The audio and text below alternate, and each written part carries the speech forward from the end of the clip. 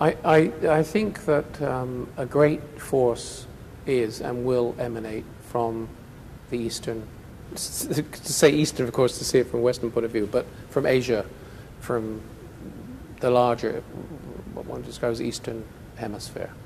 And for two reasons. I mean, one is clearly in terms of the technology and the way that, in my view, the technology is so easily assimilated into daily life.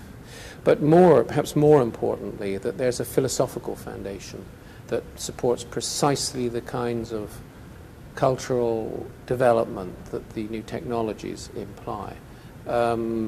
That reaches back into various religious disciplines without specifying them, because it would be not proper to identify, say, say Taoism over Buddhism or whatsoever. But there are philosophical foundations, spiritual foundations,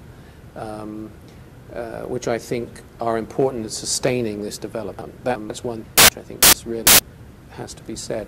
The other is that I think that as we move away from silicon, I mean from digital, from the screen, and to neural networks, and then to artificial life, and to actually genetic engineering, and to those sort of structures, I think again the sort of the attitude to nature that one finds, and I wouldn't want to be specific about Japan, even though one is in Japan, but there is a very clear example with the idea of the garden, and the idea of gardens, those two ideas of gardens, for example, that exist in Japan and so on. This sort of relationship is much more open than the idea of nature in the West. I mean, the nature in the West was something very much to be controlled, to be managed, to be held back or cut down, and there was a sort of distinction between that and wild nature and so on. And I think there's a more,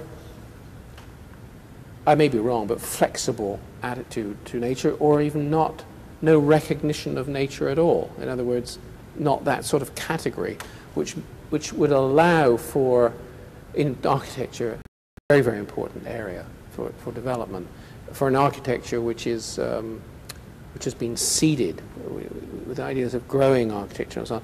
I think that will take more readily in the 21st century in the East than in the West.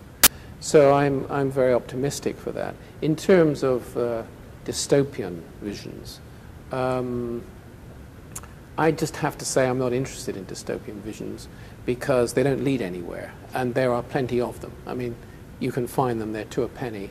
There are thousands around.